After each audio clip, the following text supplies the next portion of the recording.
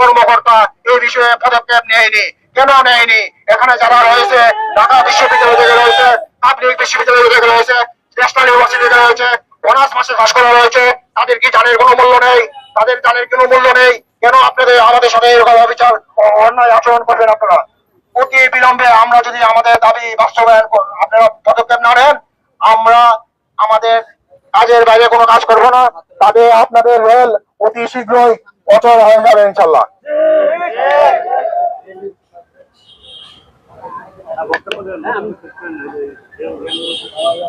আপনি করবেন আমাদের চার দাবি নিয়ে কথা বলবেন। আচ্ছা আমিরুল ভাই, এ পর্যায়ে আমাদের সামনে বক্তব্য রাখবেন লালমনিরহাট ডিভিশনের আমাদের সংগ্রামী ভাই, আমাদের এই দাবি দেওয়া নিয়ে বিভিন্ন সময় লড়ে যাচ্ছেন আমিরুল ভাই। এই পর্যায়ে আমাদের দাবি দেওয়া সম্পর্কে কিছু কথা বলার জন্য তাকে অনুরোধ করা হলো।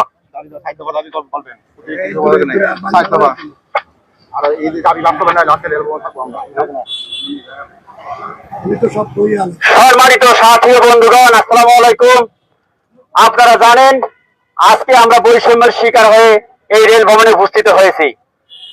আপনারা জানেন আমরা বিভিন্ন দাবি দেওয়ার বৈষম্যের শিকার হয়ে আসছি, যেটা রেলওয়ে কর্তৃপক্ষ আমাদের উপর অনৈতিক ভাবে নির্মম ভাবে চাপিয়ে দিয়েছে জোর করে।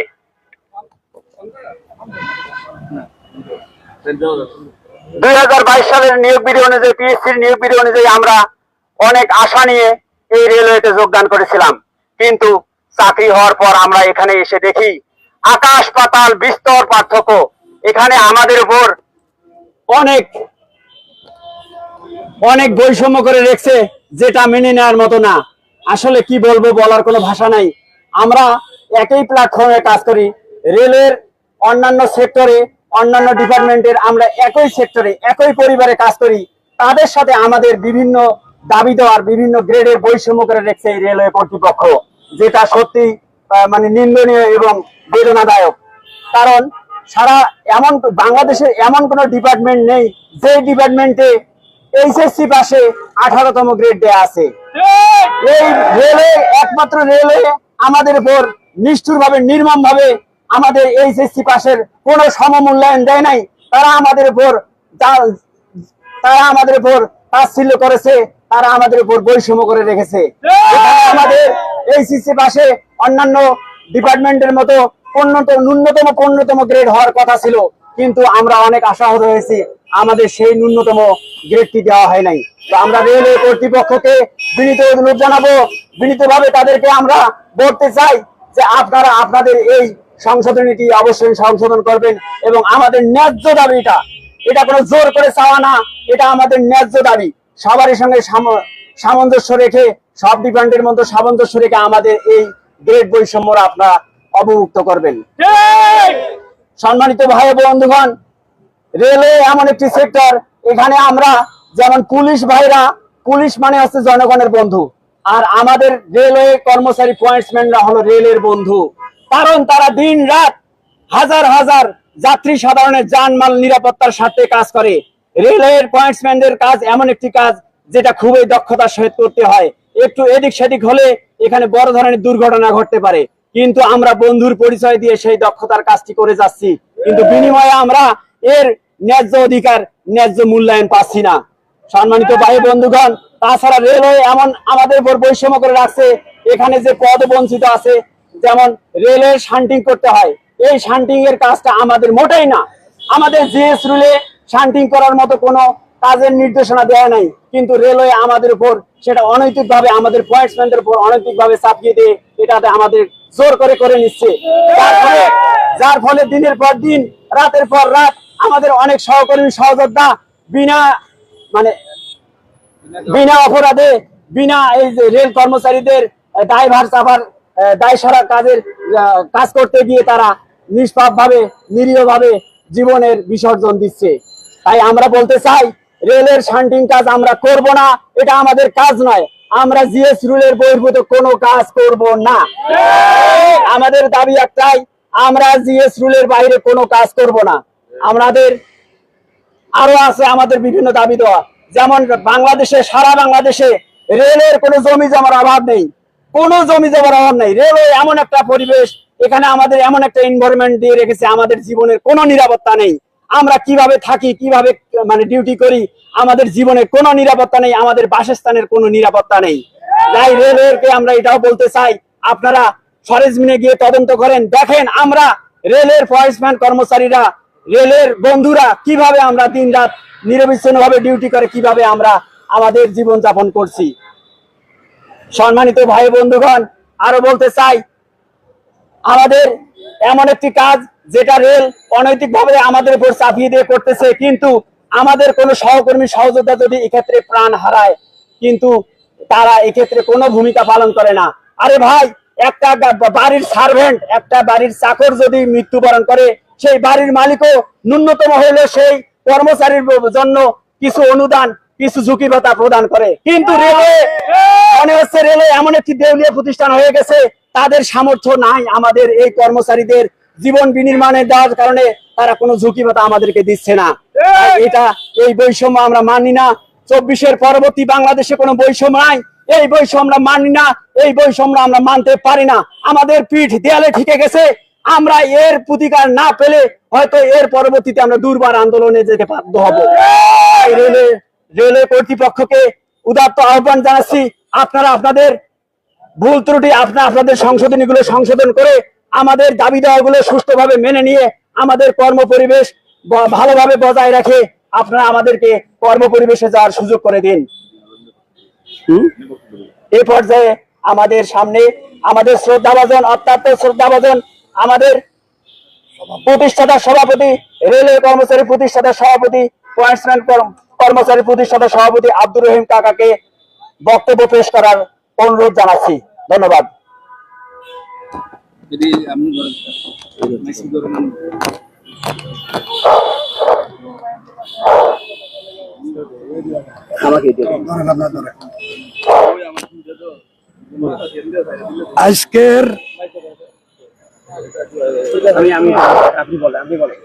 আজকের মানববন্ধন কর্মসূচির আগত বিভিন্ন মিডিয়া সাংবাদিক ভাইরা, আসসালামু আলাইকুম। সংগ্রামী সাথী ও বন্ধুগণ, 1986 সালে এই পয়েন্টসম্যান সংগঠন জন্ম নিয়ে এই পয়েন্টসম্যানেরা রেলের পয়েন্টসম্যান না থাকলে রেল বন্ধ হয়ে যাবে, রাতের অন্ধকারে দিনের আলোতে বৃষ্টিতে ভিজি হইল সান্ট্রিং এর কাজে নিয়োজিত থাকে, তাদের কোনো ঝুঁকি ভাতা নাই।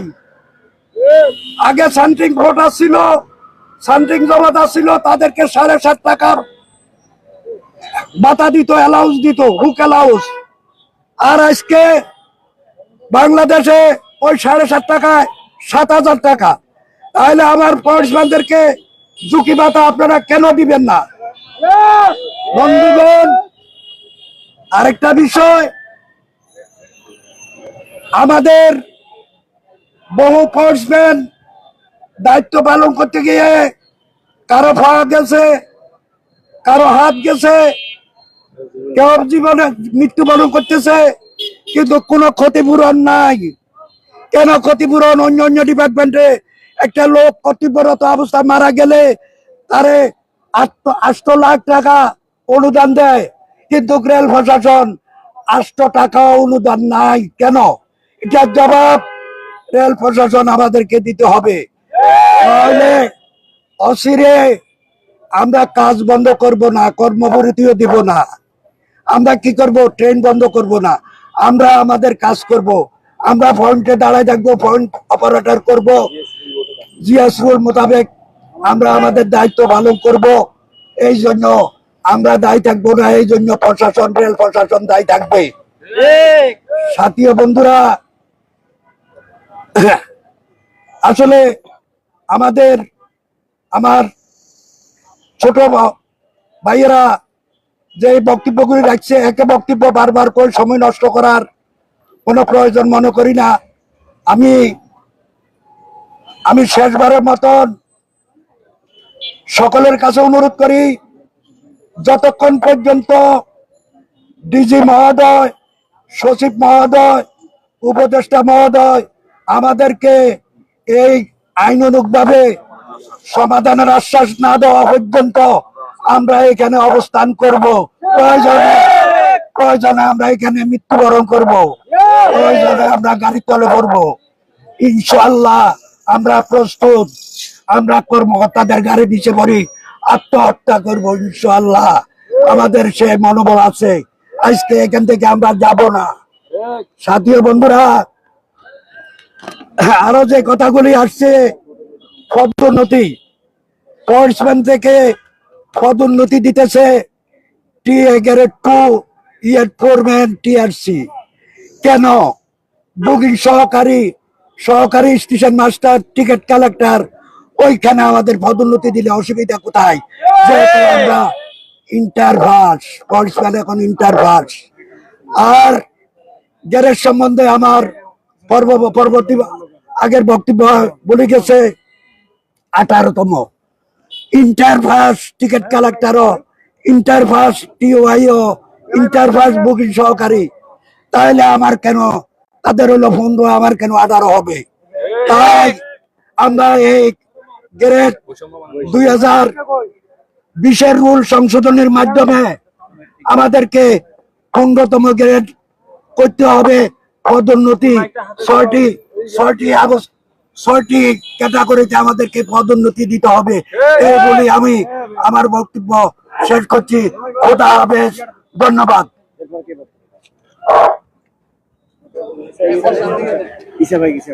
বাংলাদেশ রেলওয়ে পয়েন্টস মানব কর্মচারী সমিতি কর্তৃক আয়োজিত আজকের এই মানববন্ধন ও প্রতিবাদ সমাবেশের পর্যায়ে বক্তব্য রাখবেন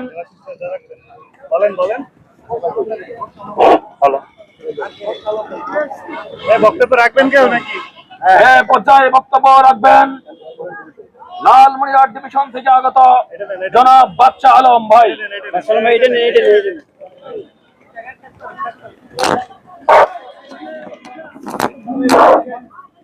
সংগ্রামী সাথী ও বন্ধুগণ, আজকে আমরা উপস্থিত হয়েছি কিছু দাবি দেওয়ার জন্য, যা আমাদের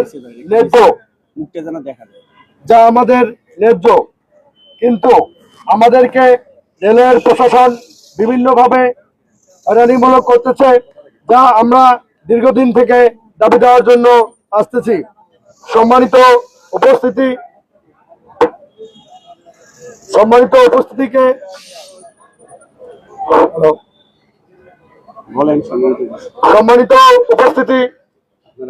আপনারা জানেন রেলওয়ে একটি সেবামূলক প্রতিষ্ঠান।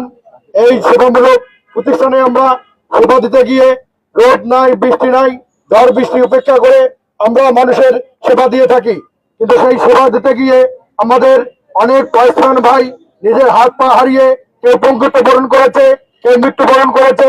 কিন্তু রেলওয়ে প্রশাসন তাদেরকে ঝুঁকি বাধা দেয়নি, আজ পর্যন্ত কোনো ধরনের পদক্ষেপ নেয়নি যে আমরা আসলে কিভাবে জীবনযাপন করব। সম্মানিত সাথী ও বন্ধুগণ, সম্মানিত উপস্থিতি ও সম্মানিত প্রিন্ট মিডিয়ার ভাইয়েরা, আপনারা জানেন গ্রেড বৈষম্য সবসময় আমাদের রেলের উপরে দায়বদ্ধতায় আছে। আগে যারা পয়েন্টম্যান আসছিল 8 পাস, কিন্তু বর্তমান পিআরসি নিয়োগে পয়েন্টম্যান আসছে এসএসসি পাস। আপনারা জানেন আমাদের যে বৈষম্যটা, সেটা হলো যে আমাদের গ্রেড বৈষম্য। অন্য জায়গায় যারা তোমার এসএসসি পাশে ঢোকে তাদেরকে গ্রেড দেওয়া হয় 15, কিন্তু একমাত্র রেল করে বাংলাদেশের ডিপার্টমেন্ট যেখানে গ্রেড দেওয়া হয় তোমার এসএসসি পাসের গ্রেড দেওয়া হয় 18। একই সার্টিফিকেটে কেউ পায় সরকারি কোষাগার থেকে 15তম গ্রেডে, আবার কেউ পায় 18তম গ্রেডে। এটা বিশাল ধরনের একটা বৈষম্য, এটা মানি নেওয়া আমাদের পক্ষে সম্ভব নয়। সম্মানিত উপস্থিতি, আমি আমার বক্তব্য দীর্ঘায়িত করব না, এই বলে আমি আমার বক্তব্য শেষ করছি। ধন্যবাদ। নাসির ভাই মূল্য কেন? প্রশাসন জবাব চাই। নাসির ভাই মূল্য কেন? প্রশাসন জবাব চাই। নাসির ভাই মূল্য কেন? প্রশাসন জবাব চাই।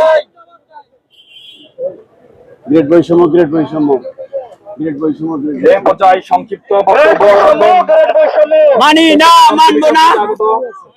জনাব আবুল কালাম আজাদ ভাই।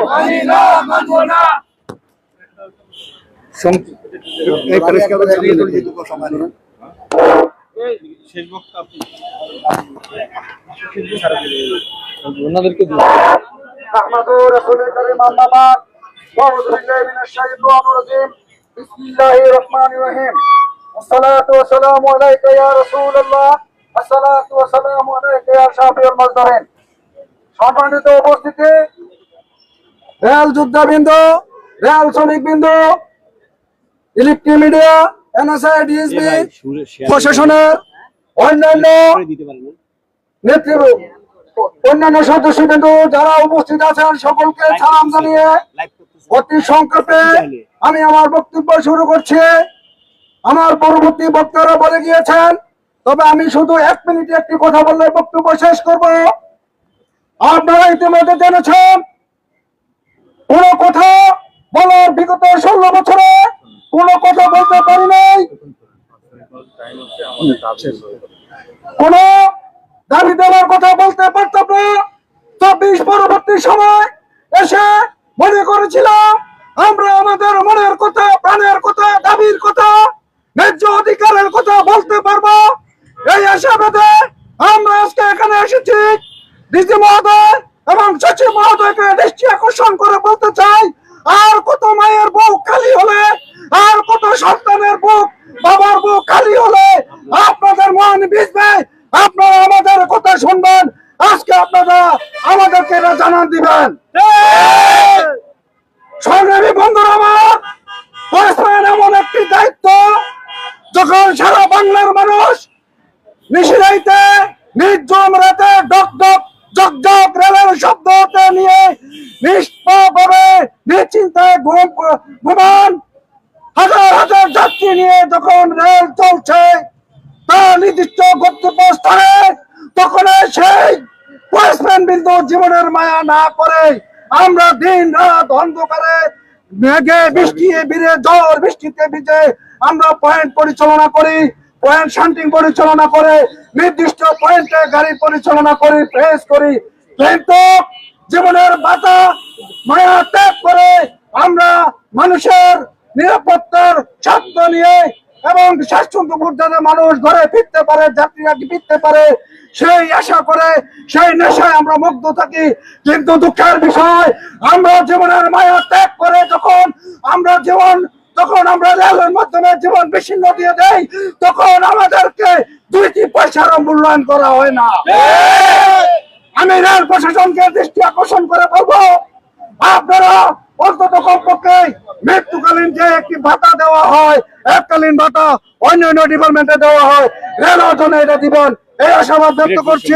আর আমাদের গ্রেড বৈষম্য, এটা দয়া করে দেখবেন। আমরা আমার আরো বক্তা আছে, ওনারা বক্তব্য রাখবেন। এই বলে আমি আমার বক্তব্য এখানে শেষ করছি। বাংলাদেশ রেলের পরিশ্রম জিন্দাবাদ, পরিশ্রম কর্মচারী সমিতি জিন্দাবাদ।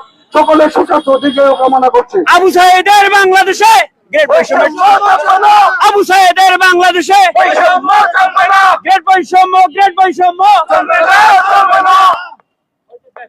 সংগ্রামে উপস্থিতি, এখন আমরা একটু শেষ করি। 1 মিনিট 2 মিনিট আপনি একটু বলবেন, ওনাকে দিন বলতে 2 মিনিট, অল্প সময়। এখন সংক্ষিপ্ত বক্তব্য দিবেন জনাব আতাউর ভাই। অল্প সময় কি বলেন? সংক্ষিপ্ত 2 মিনিট।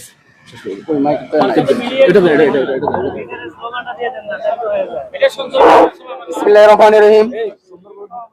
বাংলাদেশ রেলওয়ে পয়েন্টসম্যান কর্মচারী সমিতির বিভিন্ন স্টেশন থেকে আগত পয়েন্টসম্যান কর্মচারী ভাইরা এবং উপস্থিত আছেন বিভিন্ন ইলেকট্রিক প্রিন্ট মিডিয়া ভাই ও বন্ধুগণ, আমাদের 4টা দাবির মধ্যে একটা দাবি হচ্ছে আমরা আমাদের একটা দাবি হচ্ছে বুকিং সহকারী গ্রেড 2 তারা এইচএসসি পাশে তারা 15তম গ্রেডে চাকরি করবে, আর আমরা পয়েন্টসম্যান এইচএসসি পাশে 18তম গ্রেডে চাকরি করব। এটা অনেকটা বৈষম্য। আমরা দিনে রাত্রে বৃষ্টিতে ভিজে আমরা চাকরি করি, ঠিক আছে। তারপরেও আমাদের কোনো দুর্ঘটনা ঘটলে আমাদের প্রশাসনের তেমন কোনো তৎপরতা পায়নি। ওনারাও আমাদের সঠিক কোনো তথ্য নিয়ে এবং দুষ্কৃতিকারীদের তারা কোনো ব্যবস্থা নেই, যার জন্য দুষ্কৃতিকারীরাও আমাদের উপরে অনেক চড়াও হয়ে থাকে তারা। প্রিয় সাথী ও বন্ধুরা, আমরা পয়েন্টসম্যান কর্মচারী আর কত রক্ত দিব। আমার গরিবের রফিক, সে রাত্রেবেলার ডিউটি অবস্থায় সকালে মৃত্যুবরণ করেছে এবং আমাদের তৎকালীন স্যার ডিআরএম স্যার সহ অফিসাররা গিয়েছিল। তো এখন পর্যন্ত তার একটা ছেলে, তার শিক্ষাগত যোগ্যতা অনেক ভালো আছে, তারপরেও এই রেল পরিবারের ওই ছেলেটাকে কোনো একটা চাকরির ব্যবস্থা করে দেওয়া হয়নি, সরকারি চাকরির ব্যবস্থা করা হয় নাই। আমরা শান্তিং করতে গিয়ে আমাদের অনেক সহকর্মী ভাই মৃত্যুবরণ করেছে। ব্রাহ্মণবাড়িয়াতে কিসমত মৃত্যুবরণ করেছে, নাসির মৃত্যুবরণ করেছে, আলোকদি ভাই মৃত্যুবরণ করেছে, এখন কাউনিয়ার স্বামী মৃত্যুবরণ করেছে। কিন্তু আমাদের রেল প্রশাসন আমাদের এই পরিবারকে, রেল পরিবারের এই পয়েন্টসম্যান ভাইদেরকে দেখার কেউ নাই। এখন পর্যন্ত তারা কোনো আমাদের পরিবারের খোঁজ খবর নেয় নাই এবং তাদের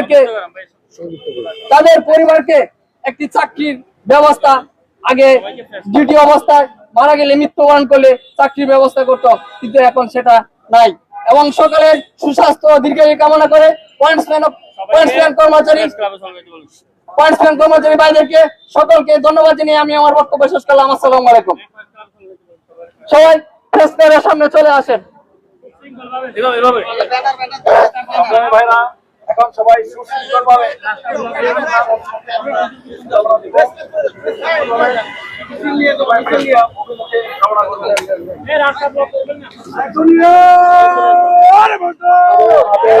প্রিয় দর্শক, দেখছেন ইতিমধ্যে তাদের যেই বক্তব্য ছিল, বাংলাদেশ রেলপথ মন্ত্রণালয়ের যেই বিল্ডিং এর ঠিক সামনে কিন্তু তারা এই বক্তব্য দিয়েছিল এবং তারা ইতিমধ্যে কিন্তু প্রেস ক্লাবের দিকে অভিমুখী হচ্ছে এবং আমরা আপনাদেরকে দেখাচ্ছি যে তাদের যে ন্যায্য 4 দফা দাবি, সেই দাবি আদায়ের লক্ষ্যে কিন্তু তারা ইতিমধ্যে এখানে বক্তব্য রেখেছেন এবং ইতিমধ্যে কিন্তু তারা প্রেস ক্লাবের দিকে যাচ্ছে এবং আমরা সেখান থেকে আপনাদেরকে সরাসরি দেখাচ্ছি। দর্শক যারা দেখছেন, সকলকে জানিয়ে রাখতে চাই যে তাদের এই ন্যায্য দাবি আদায়ের লক্ষ্যে সকলে লাইভটি শেয়ার করে সকলকে দেখার সুযোগ করে দিবেন এবং আমরা দেখাচ্ছি আপনাদেরকে সরাসরি সম্প্রচারিত চিত্র।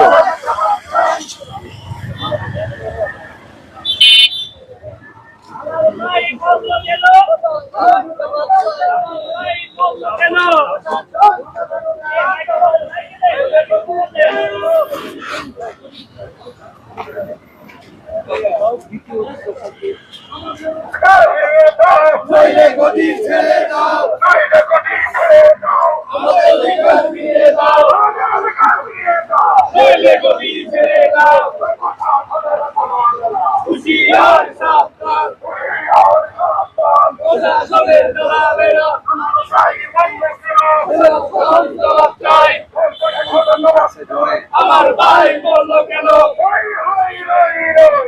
প্রশাসন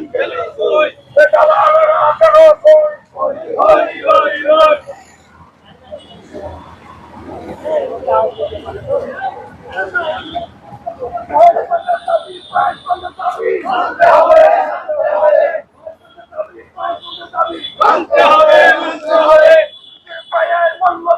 প্রশাসন জবাব চাই, বিনা দেখে দেব না। প্রশাসন জবাব চাই, প্রশাসন জবাব চাই। পয়েন্টসম্যান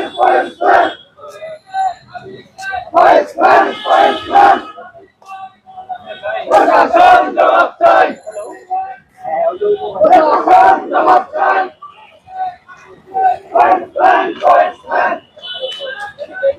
তুমি কে আমি কে,